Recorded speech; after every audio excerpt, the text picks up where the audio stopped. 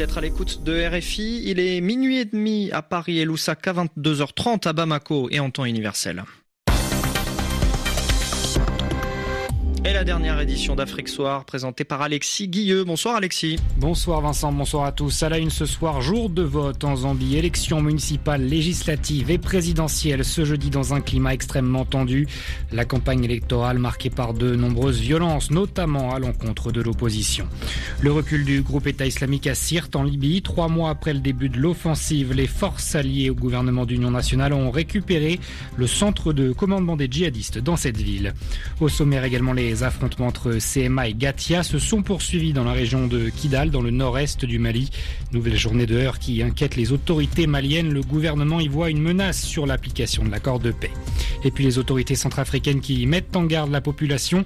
Après le début d'une épidémie de choléra à une centaine de kilomètres au nord de Bangui, il faut respecter les gestes d'hygiène de base. À suivre encore, l'opposition ivoirienne vent debout contre le projet de réforme de la Constitution. Pascal Affinguessan, le patron du FPI, dénonce la méthode employée par Alassane Ouattara. Nous avons noté un président de la République véritablement aveugle à toutes les souffrances du peuple, sourd aux lamentations, aux cris de douleur exprimés à travers notamment toutes les émeutes qu'on a enregistrées sur l'ensemble du territoire. Je crois par rapport à tout cela, nous avons vu un président de la République qui manifestement est totalement déconnecté de la réalité nationale. Pascal Affinguessan, invité de Frédéric Gara dans 15 minutes. Et puis nous irons à Rio de Janeiro, le journal des Jeux. Ce sera avec Antoine Grenier. Les Zambiens sont appelés aux urnes ce jeudi, élection générale avec tout d'abord le choix des députés, des conseillers municipaux. Les électeurs doivent également se prononcer sur un projet de réforme de la Constitution. Mais cette journée est surtout marquée par le scrutin présidentiel avec un duel très serré attendu entre les deux favoris. Le président sortant Edgar Lungu et son rival Hakainde Hichilema. Les deux candidats au coude à coude dans un climat tendu. Des violences ont été émaillées toute la campagne électorale. C'est ce qu'explique le politologue zambien Neo Simtu Noni. Le président a le pouvoir d'ordonner à la police de contenir cela, mais il ne le fait pas. Il a échoué ou bien il n'a pas voulu empêcher ces pressions. Et cela m'amène à penser qu'il souhaite que cela continue. Au lieu de faire arrêter les responsables, il a demandé aux gens de prier. Honnêtement, un président est censé aborder les problèmes d'un point de vue concret et pratique. Edgar Lungu n'a pas pris les décisions nécessaires. J'en conclus donc qu'en refusant de régler cette question des pressions, en particulier celles qui viennent de son propre parti, il cautionne le phénomène. L'objectif du parti au pouvoir est d'intimider l'opposition pour que ses militants n'aillent pas voter, qu'ils ne participent pas aux élections. Des propos recueillis par Anne Kantner.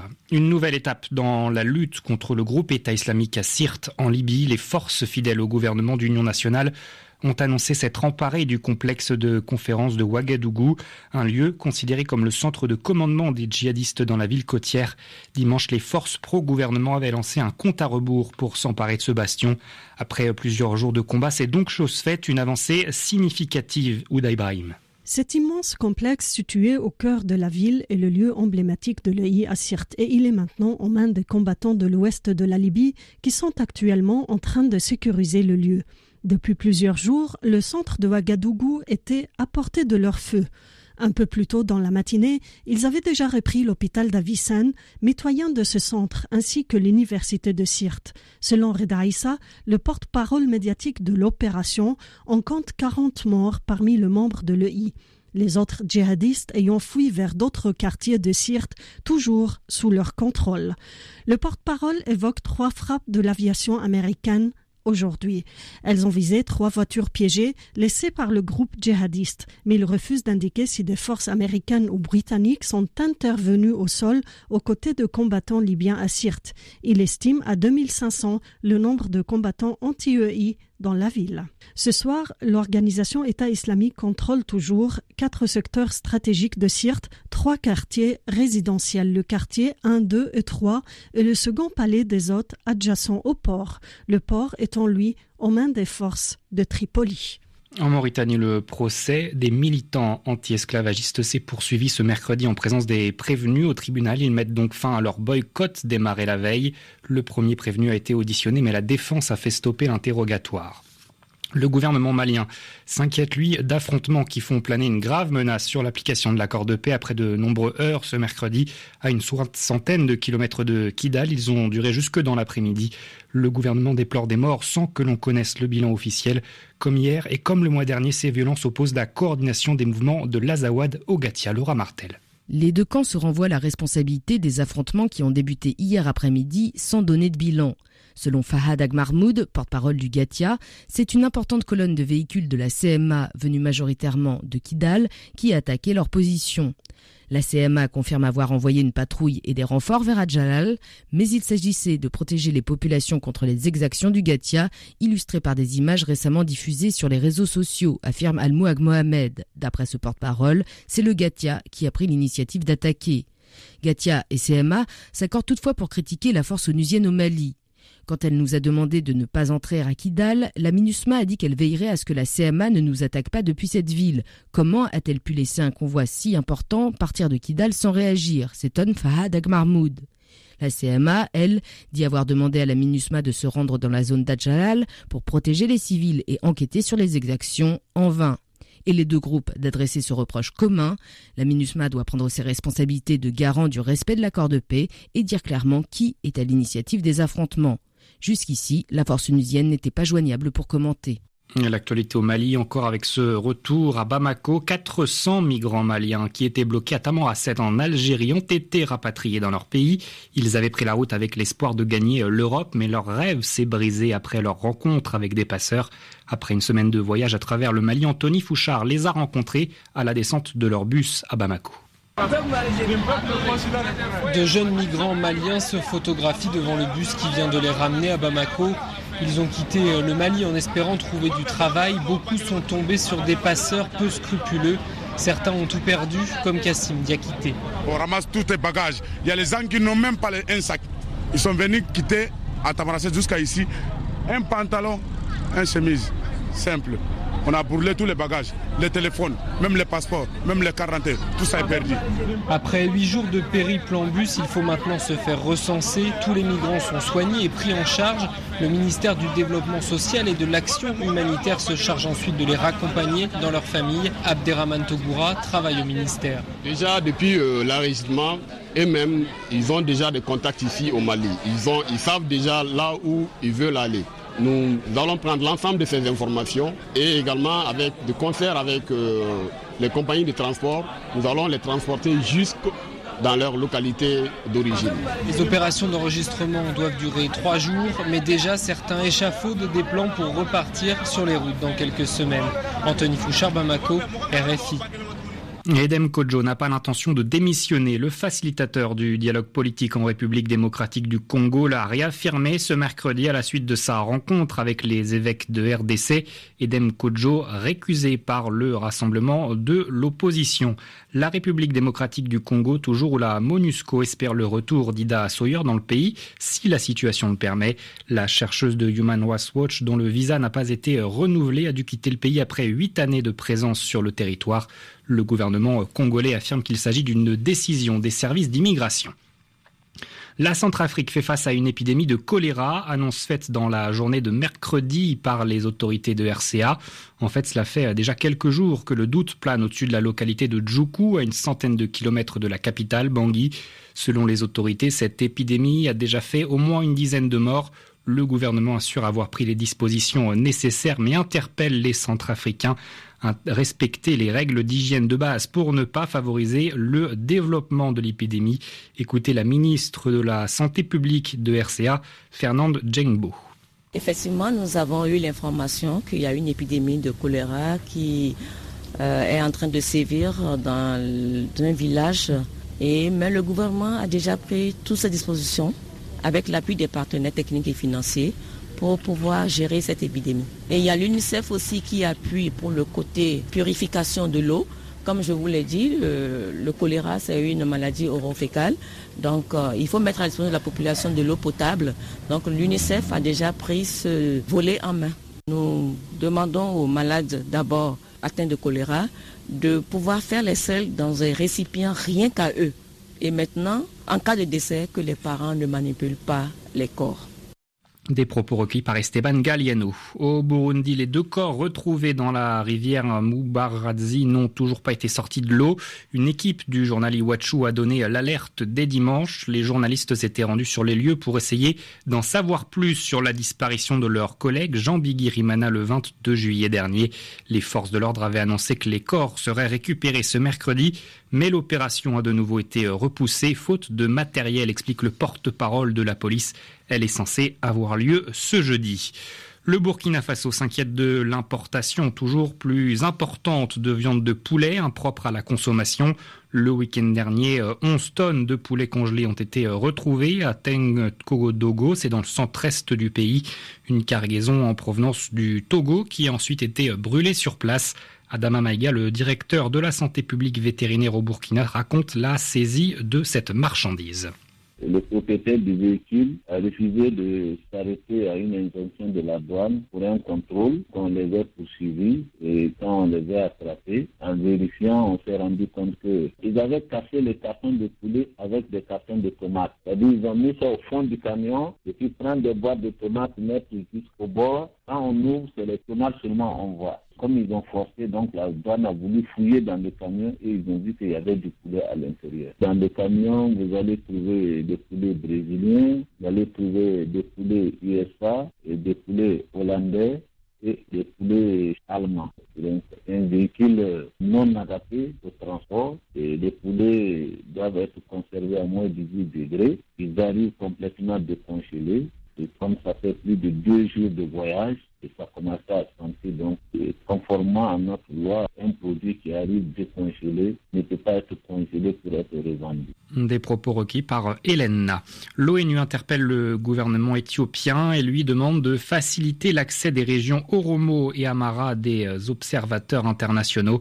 Inquiétude des Nations Unies après les affrontements du week-end dernier qui ont fait au moins une centaine de morts selon Amnesty International. Depuis plusieurs mois, la contestation antigouvernementale monte dans ces régions et les manifestations sont violemment réprimées par les forces de l'ordre. On en vient à présent à cette controverse au Nigeria, des accusations contre le gouvernement accusé de fournir une aide financière aux pèlerins du Hajj, les musulmans qui font le voyage jusqu'à la Mecque.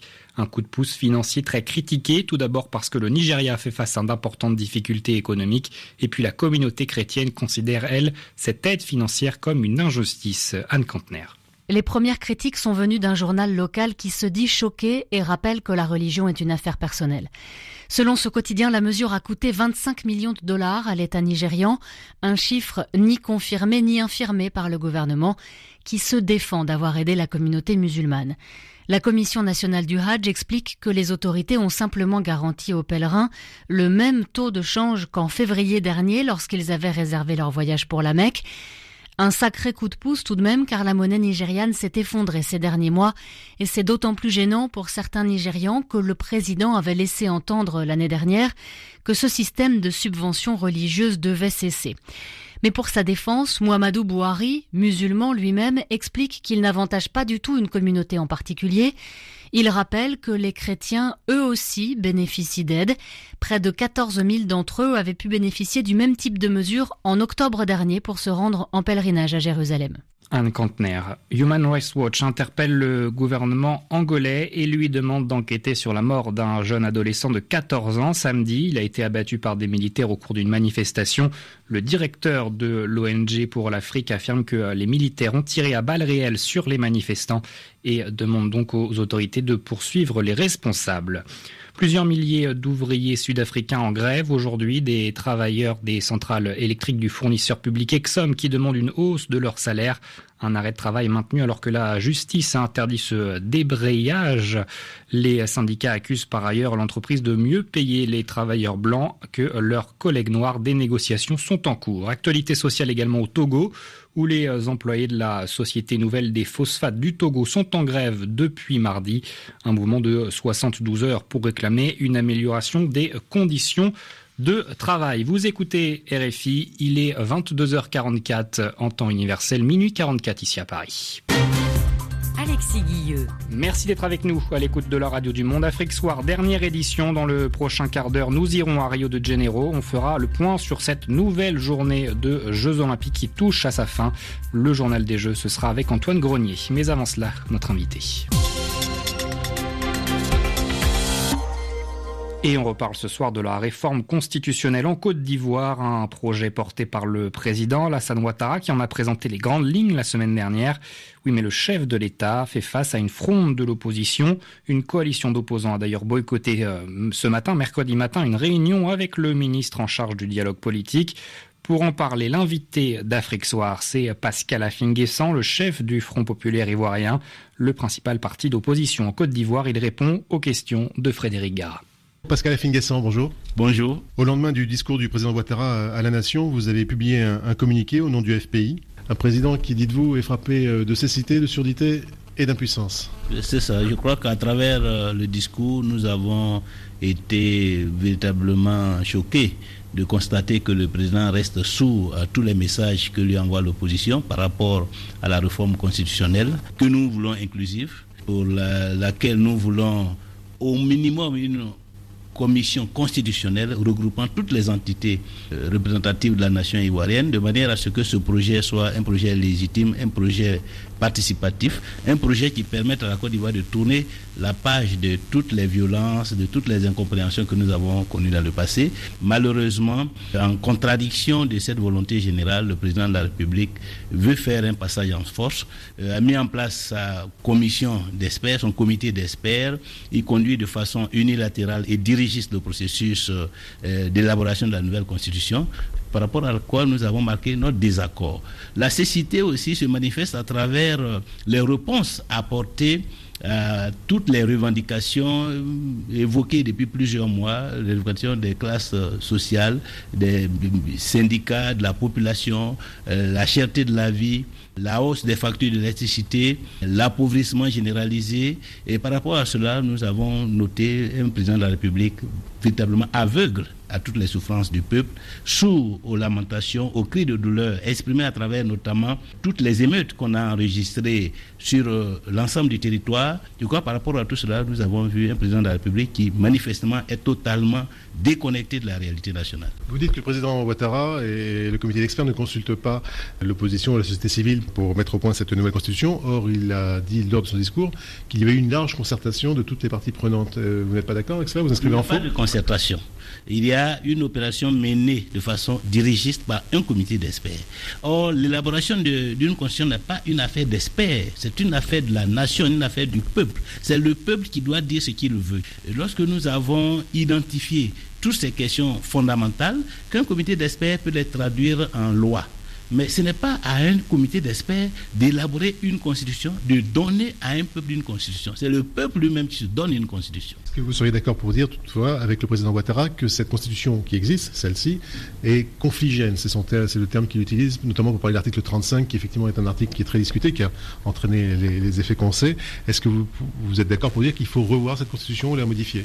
Mais raison de plus pour associer tout le monde. Si l'on parle du principe que cette constitution est confligène, il faut donc aborder la réforme dans un large cadre participatif pour que toutes les composantes se sentent concernées et que tout le monde s'approprie cette constitution. Le président Ouattara a donné quelques indications sur le contenu de cette constitution lors de son discours. La création et l'élection d'un vice-président et donc la création également d'un Sénat. Là, pour le coup, on ne sait pas exactement comment les sénateurs seront désignés, mais en tout cas, il y a un Sénat qui va être constitué. Qu'est-ce que vous pensez de ces deux points qui sont quand même des points importants de la future éventuelle constitution? Nous pensons qu'il n'y a aucune justification à ce que l'on érige un exécutif à trois têtes. Il y a déjà un président de la République, il y a un premier ministre. Nous ne comprenons pas et nous ne voyons pas l'intérêt de créer cette vice-présidence. Et on n'a vu nulle part ailleurs un exécutif à trois têtes. Dans certains pays... Au Nigeria? Non, au Nigeria, il n'y a pas de premier ministre. Il y a un président de la République, un vice-président, il n'y a pas de premier ministre. Au Ghana, c'est la même chose. Au Ghana, comme au Nigeria, comme aux États-Unis, ce sont les cas qu'ils citent, il n'y a pas de premier ministre. Il n'y a pas un exécutif à trois têtes. Il faut supposer que le futur vice-président deviendra de fait le chef du gouvernement et qu'il n'y aura plus de premier ministre. Dans ce cas, il faut le dire. Il faut le dire que nous supprimons le poste de Premier ministre et qu'en lieu et place, il y aura un président et un vice-président. Concernant le Sénat, la création d'un Sénat, c'est une bonne chose, une mauvaise chose? Nous ne voyons pas l'intérêt. Nous pensons qu'en Afrique, ce n'est pas la multiplication des institutions qui consolide forcément la démocratie, mais l'allocation au Parlement des moyens matériels, humains, politiques nécessaires pour que ce Parlement joue effectivement son rôle. Or, nous observons ici en Côte d'Ivoire que même le Parlement qui existe n'a pas de moyens. Nous ne comprenons pas pourquoi, alors qu'on n'a pas réussi à faire fonctionner efficacement et de façon efficiente l'Assemblée nationale, l'on veut créer en plus un Sénat dont le tiers des membres est nommé par le président de la République. Comment savez-vous qu'un tiers va être C'est ce qui a été dit. Le jour où nous l'avons rencontré, c'est qu'il nous a dit qu'il y aura un Sénat dont 2 tiers seront élus et 1 tiers nommé par le président de la République. Donc vous êtes consulté, ou en tout cas au moins vous êtes en concertation, où il vous informe de ce qui se passe. Nous sommes informés de ce que la Constitution est déjà écrite et que pratiquement tout ce qui est organisé n'est que du maquillage pour essayer d'accompagner par la communication un projet déjà bouclé, une constitution qu'on veut imposer au peuple de Côte d'Ivoire. Et c'est ce que nous refusons. Pascal Affinguesson, je vous remercie. C'est moi qui vous remercie. Pascal Affinguesson répondait aux questions de Frédéric Gara. Alexis Guilleux. Les grands titres de l'actualité internationale en Turquie, au moins 8 personnes ont été tuées mercredi soir dans 2 attaques simultanées à la bombe dans le sud-est du pays. Ces attaques ont été attribuées à l'insurrection du Parti des travailleurs du Kurdistan. Parmi les 8 morts, on compte 7 civils et 1 policier. Mercredi matin, déjà 5 soldats turcs avaient été tués et 8 autres blessés dans un attentat à la bombe, lui aussi attribué au PKK. Le beau-frère de l'un des auteurs de l'attentat contre Charlie Hebdo en janvier 2015 à Paris accepte d'être remis à la France. Il s'est exprimé aujourd'hui en Bulgarie, à Sofia, lors d'une audience d'extradition. Il a été interpellé par les autorités bulgares le 28 juillet après avoir été refoulé par la Turquie. Il est soupçonné d'avoir voulu rejoindre l'organisation État islamique en Syrie. Le journal des Jeux. L'actualité des athlètes africains aux Jeux Olympiques de Rio. Bonsoir Antoine Grenier. Bonsoir Alexis. En escrime, Inès Boubakri en course pour la médaille de bronze au fleuret féminin. Et c'est fait. La Tunisienne qui avait été frustrée en demi-finale, perturbée par des blessures au dos, elle avait dû laisser la victoire à l'Italienne Elisa Di Francesca. Une sacrée cliente, rien de moins que la double championne olympique du fleuret en titre individuel et par équipe. Et Inès Boubakri, elle s'est vengée dans la finale pour le bronze face à la Russe Chanaïeva. Victoire 15-11 de la Tunisienne qui devient la première escrimeuse africaine à remporter une médaille aux Jeux Olympiques. Deuxième du continent puisque en 2012, l'Égyptien Salaheddine Abouelkassem avait remporté l'argent chez les hommes. Toujours dans le fleuret féminin, on revient à Rio cette année. À noter l'élimination dès son entrée en lice de la Marocaine Yousra Zakrani qui a été sortie 15-4 par la Chinoise Huilin Lei. En sabre masculin, pas de réussite pour les tireurs continentaux. Le Béninois Yemi Apiti a été sorti d'entrée. Le porte-drapeau du Bénin lors de ces Jeux n'a rien pu faire face au 8e mondial, l'Allemand Max Hartung. Défaite 15-9. Pas plus de réussite pour le tout jeune Tunisien Fares Ferjani. Il est né en 1997. Et pour ses premiers JO, le sabreur médaillé d'or des derniers Jeux africains a été éliminé d'entrée 15-11 par l'Italien Aldo Montano. Les sports collectifs à présent, nouvelle déception pour les volleyeuses camerounaises. Déjà battues à 2 reprises dans ce tournoi, les Lionnes indomptables se sont à nouveau inclinées ce soir. Olivier Pron, vous êtes notre envoyé spécial sur cette rencontre. Elles n'ont pourtant pas démérité face à la Russie. Ah oui, c'est le moins que l'on puisse dire, Antoine. Bonsoir à tous. Dans cette salle que l'on appelle, alors je vais m'appliquer, le Maracanãzinho, parce que c'est juste à côté du stade Maracanã, mais c'est beaucoup plus petit. Alors, en brésilien, on rajoute un zinho pour signifier que c'est bien plus petit. Alors, Cameroche, une salle entièrement vraiment acquis à la cause des Camerounaises. Ça n'a pas suffi, et pourtant elles ont fait leur meilleur match depuis le début de la compétition, ces Lyon. Elles se sont vraiment battues face à la Russie, 25-19, 25-22, 25-23, elles étaient toutes proches de remporter ce set qui leur ferait tant de bien, parce qu'elles n'en ont pas remporté un depuis le début. Elles ont été battues par le Japon, puis par le Brésil, tenant du titre. Là encore, la marche était trop haute. Elles sont au-delà de la 20e place mondiale, quand les Russes sont des habitués. Elles ont déjà été 2 fois médaillées d'argent olympique, en 2000 et en 2004. Elles font partie du top 5 mondial. Et bien voilà, l'inexpérience des Camerounaises leur a encore manqué, notamment en fin de set. C'est ce que nous disaient ces demoiselles, ces dames, en zone d'interview, juste après la rencontre. Ce l'expérience dans les fins de fête, rester concentré, pouvoir gérer cette pression quelque part du public, elle l'apprécie beaucoup, mais à un moment, ça pèse quand même un petit peu. Donc nouvelle défaite, la 3e, elles sont pratiquement éliminées, de toute façon elles ne pensaient pas vraiment se qualifier. Elles espèrent au moins pour le pays d'Ixelles, pour le plaisir d'être au jeu, remporter une manche avant de quitter Rio. Et ce set si précieux, il sera peut-être gagné au prochain match contre l'Argentine, vice-championne d'Amérique du Sud, un adversaire a priori abordable. Vous nous ferez vivre ça, Olivier Pron depuis Rio. Merci Olivier. Et à noter qu'en basket, 3e défaite de suite ce soir également pour les Sénégalaises. Les Lions battues 68-58 par le Canada. Les sports de combat à l'honneur également. En boxe, mauvaise journée pour les Africains. Ils étaient 5 à combattre aujourd'hui. Un d'entre eux, le Mauricien Kennedy Saint-Pierre, sera sur le ring tout à l'heure dans un peu plus d'une demi-heure dans la catégorie des lourds face au Kazakh Vassili Levit. Pour les autres, c'est défaite au menu, notamment pour le Congolais Dival Malonga Zalamou, battu par arrêt de l'arbitre à la 2e reprise de son combat contre l'Ouzbek Gaibna Zarov. En judo, les judokas africains n'ont pas décroché de médaille mais peuvent tout de même être satisfaits de leur parcours. Et notamment Celtus Williams Abiola Dossou-Yovo, c'est une seule personne. Chez les moins de 90 kilos, le Béninois a passé un tour après avoir éliminé le Portugais Célio Dias. Puis il a été sorti par le Suédois Marcus Niemann. Popol Misenga, natif de RDC mais qui concourt sous la bannière olympique dans l'équipe des réfugiés, lui passé un tour avant d'être éliminé par le Sud-Coréen Dongan Gwak. Chez les dames, en moins de 70 kilos, élimination dès le premier tour pour la Tunisienne Ouda Miled et la Marocaine Asma Niang. Seule l'Angolaise Antonia Moreira est parvenue à passer un tour, mais elle a finalement plié ensuite devant l'Allemande Laura Vargas-Koch, future médaille de bronze. Et en cyclisme, les 2 représentants africains du contre-la-montre messieurs terminent bien loin du vainqueur. Le Namibien Dan Craven se classe dernier à 15 minutes 32 secondes du champion olympique, le Suisse Fabian Cancellara. Le Marocain Moussine Lassaini fait à peine mieux puisqu'il se classe 33e et avant-dernier. Petite consolation pour l'Afrique, elle vient toujours du même homme, Chris Froome. Le Britannique natif de Nairobi au Kenya a décroché le bronze. Le journal des Jeux signé Antoine Grenier. Merci beaucoup Antoine. Toute l'actualité des JO à retrouver bien entendu sur notre site internet www.rfi.fr.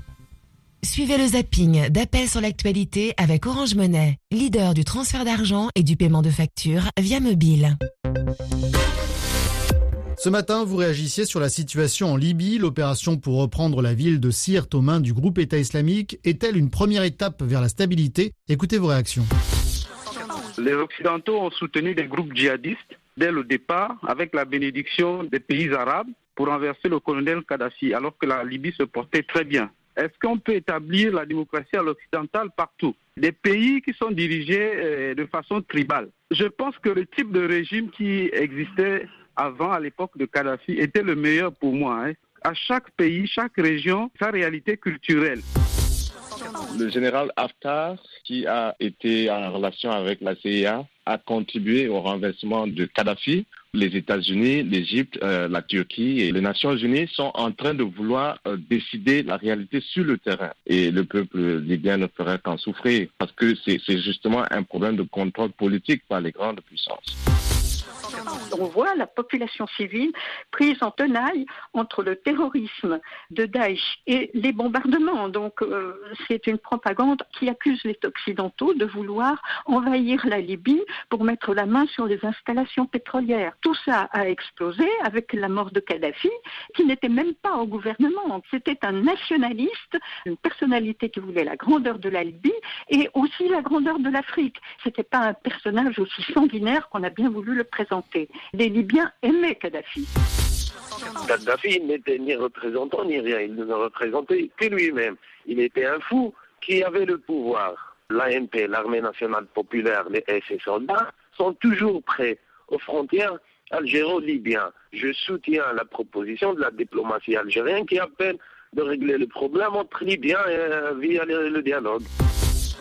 Et demain, à la veille de la Journée internationale de la jeunesse, pensez-vous que les aspirations des jeunes soient suffisamment prises en compte dans votre pays ? Faut-il un renouvellement de la classe politique ? Appelez-nous 33 9 693 693 70. RFI.